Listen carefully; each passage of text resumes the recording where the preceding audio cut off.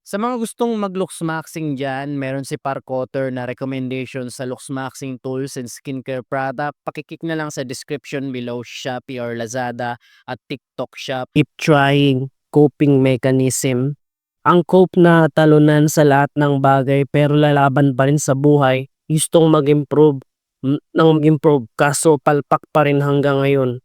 Ako na nasa self-improvement at looks maxing, naranasan ko na palagi na lang akong palpak sa aking plano na sa tingin ko magkakalakip na kalooban siguro ng Diyos na maging palpak ako sa buhay para matuto. Ito ang makakapalpakan ko sa buhay na sa tingin ko kailangan ninyong malaman, na sa tingin ko na may matutunan kayo para maiwasan ang mga pagkakamali ko. And without further ado, let's begin. Una, don't waste your teenage years playing games. Kasi ako, naranasan ko, nasayang ko ang aking oras, ang aking teenage years sa kalaro ng Clash of Clans, League of Legends, na nasayang lang ang yung oras kakalaro dito kasi nakaka-addict itong mga online games para sayangin ang oras mo. Ang games ay may fake achievement na di mo ma-achieve sa totoong buhay. Dapat magamit mo ang oras mo sa pamagitan ng pagkita ng pera online. Kung ginugol ko ang oras ng aking teenage years para kumita ng pera online, edi sana ang YouTube ko ay nag-boom na matagal na panahon na. Anyway, ang paglalaro ng games ay ginagamit ng mga demonyo para maligaw ka sa daya nila na maging violent kang tao at maging mapagtungayaw mura na mura at pagkakampi-kampi para mga pinangkapwa. Dahil toxic ang online games, daming cash poker ngayon na kung naging Kristiyano ako, kung naranasan, kung ninanasa ako na maglaro ng games, lalabanan ko na wag maglaro ng games. Kasi gusto ng laman ko maglaro ng games dahil na bago na ako ayaw ko na. Di kasi masaya maglaro ng games kapag Kristiyano ka. Kasi ang Kristiyano na kabataan ay may kapayapaan, hindi violence. Kaya bilang Kristiyano, iwasan niyo ang paglaro ng games sa teenage years nyo, na isang bagay na pagkakamali ko, I still kept trying na baguhin na sarili ko na kailangan kong pagsanayan para makagawa ng mabuti. Pangalawa, pag nalaman mo ang totoo, gawin wag. Wag mong kakalimutan na gawin ang mabuti. Pagkatapos ko dumalo na pagkakatipon sa MCG, ay agad nawawala ang salita ng Diyos sa puso sa pamagitan ng anumang isipin o kalayawan na gagawin. Kaya ako nagalit sa magulang ko kasi may gusto akong gawin na kalayawan. Dahil nga nakakalimot ako ng salita ng Diyos, di ko maiwasan na mag-away kami ng magulang ko. Nakalimutan ko na igalang ang magulang ko kasi utos yun ng Diyos. Kaso nakakalimutan ko samantalang kakadalo ko lang ng pagkakatipon. Maging honest lang tayo mga kabataan kasi wag tayo magpapaimbabaw na di natin nakakaaway ang mga magulang natin.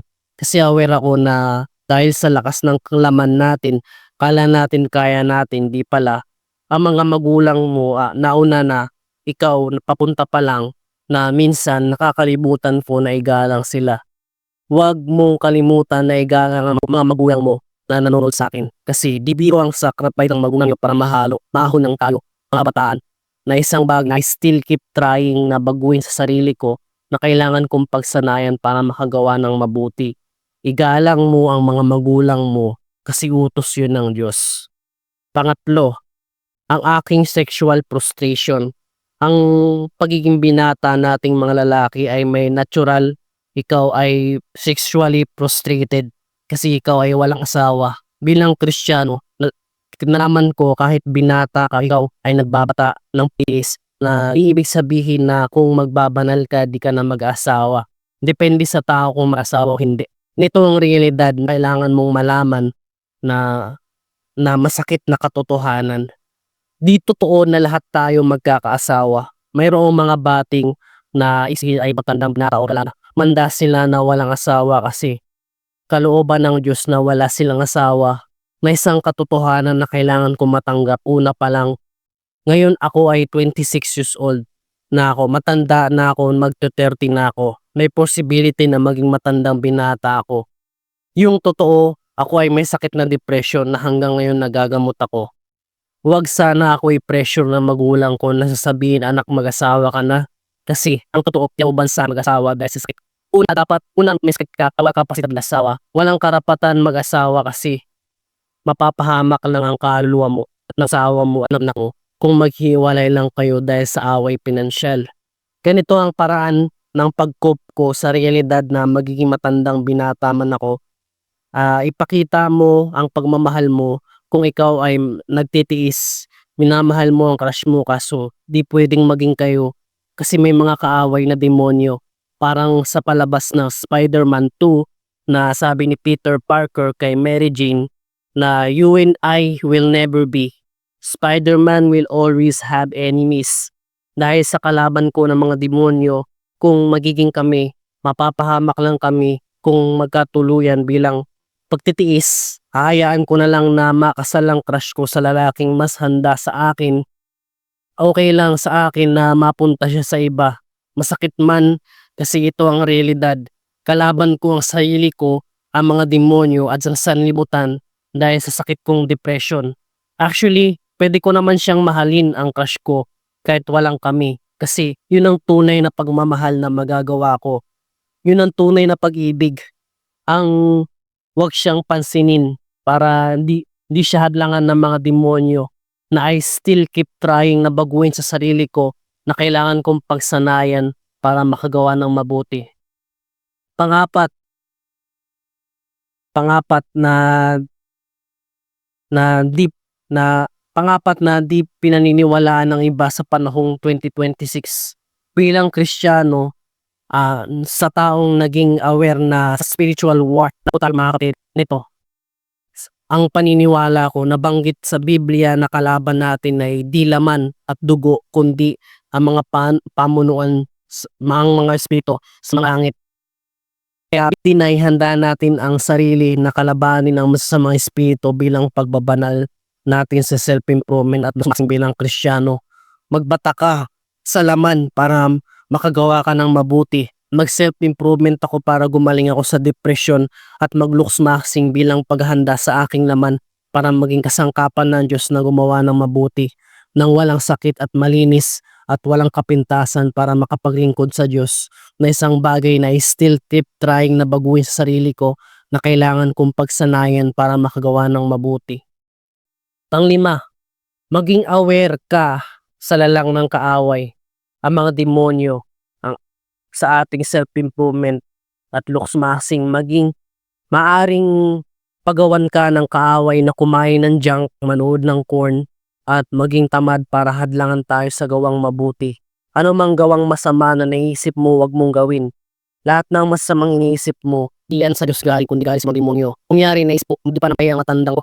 Sasabihin mo yan sa nanay mo ay masama yun na kaya huwag tayo mag-isip ng masama na kahit isip lang na masama, bawal na ng Diyos. Gusto ng Diyos na malinis ang kaisipan na isang bagay na pinagsasanayan ko ngayon na huwag mag-isip ng masama sa kapwa, sa magulang o mga tao. Papagsanayan ko na huwag mag-isip ng masama sa kapwa para ikaw ay magkaroon ng mabuting budhi para maging kalugod-lugod ang paghandog mo sa Diyos sa iyong pasasalamat. Maging matuwid ka lang, nalulugod na ang Diyos. Kahit wala kang handog, nalulugod na ang Diyos. Sa iyo lang handog mo ay pag-awit at pasasalamat at gawang mabuti, nalulugod na ang Diyos kahit mahirap ka. Ganito, it takes years of self-improvement at looks maxing para mapalugod mo ang Diyos. Ang self-improvement, lalo na mag-improve ka sa gawang mabuti, kasama ang Diyos. Sa looks maxing naman ay ma-maximize mo ang looks o wangis ng Diyos kilang pagkalasayo na mabita. Wala kang dapat tigil sa looks maxing ayon sa gawang mabuti. Huwag kang kakain ng junk, huwag manood ng corn, huwag kang mababae, huwag kainom ng alak. Lahat ng mga bisyo pag nag-looks max sa bilang Kristiyano, iiwas ka sa nakakasama sa katawan natin. Ang paniwala ko ang katawan ng tao, ang course ng katawan ng tao ay maglingkod sa Diyos. Di ko lang alam ang talata sa Biblia kasi gagawa ka ng mabuti, kakain ka ng masustansya, gulay, gagawa ng mabuti hahaba ang buhay mo. Wala kang sakit na depression, lahat ng tambait sa iyo hahaba ang buhay mo. Kaya naniniwala ako kung susunod tayo sa habang nagsinang katawan natin ay dinisenyo ng Diyos para gumawa ng mabuti. Na isang bagay na I still keep trying na baguhin sa sarili ko na kailangan pagsanayan para magawa ng mabuti. The last advice ko sa inyo na gawin lahat ng ito dahil sa Diyos. Di dahil sa tao, kundi sa kapurihan ng Diyos. Hindi sa kapurihan ng tao. Ginagawa mo ito dahil binigyan ka ng Diyos ng lakas, resources para makagawa ng self-improvement at looks-maxing. Humihingi ako ng tawad sa Diyos minsan pa kung di ko nagaganap ang kalooban ng Diyos dahil sa sakit kong depression.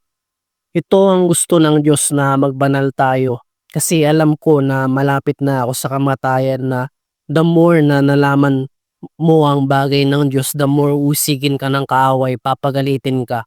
Pangako ko po na hindi na po ako magagalit sa aking magulang. Igagalang ko sila. Ganun din lahat ng mga tao. Di ko sila natitiis ko na baka maging kaaway ko sila dahil sa kawalan ng pagpipigil. Patawad po minsan pa kung may di man ako nabati na kapatid kasi ang totoo, madami akong naisip na masama. Lagi akong hinahadaan ng kaaway na makagawa ng mabuti. Kung nakakaisip man ako ng masama, hindi po sa Diyos galing yun, kundi sa kaaway. Kaya ako nagpapakumbaba kasi nakadepende lang ako sa Diyos, sa kanyang magagawa na alisin ang kaaway sa isip ko. Kasi hindi ko po kaya ang mga demonyo. Alam ko kung may Diyos ako, kung may Diyos po ako sa buhay, kung may Kristo ako, ay may sandata ako na kalabanin ng masama. Tulungan lang po sana ako ng Diyos. Loobin po sana mapatunayan ko sa inyo na di po ako palalo. Bigyan lang po ako ng Diyos ng mahabang panahon na maridim ang aking sarili kasi inadlangan ako ng kaaway.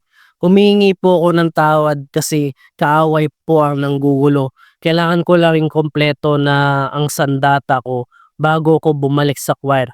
Kasi sa choir kailangan umawit ka ng walang iwi-iwi na laban sa Diyos. Sagrado ang pag-awit sa Diyos kung may patagukang kasalanan. Hiling ko lang po sa inyo na bigyan lang po ako ng mahabang panahon na maghanda para kalabanin ng kaaway ang mga demonyo bago ako bumalik sa choir.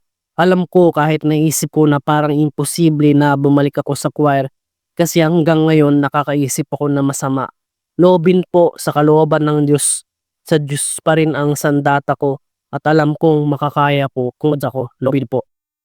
Ngayon na lang po na ang gagawin. Ito ang gusto ng Diyos na magbanal tayo sa self-improvement at looks-maxing bilang Kristiyano. At sana makilitin tayo kasi hindi po ito maintindihan kung wala ka pa sa awareness na nasa spiritual war na po tayo na kaya alam ko na ang gagawin. Huwag kalimutan mag-like and subscribe. More videos to come one at a time if God willing. And it's not over until you win your crush. And see you in the next video.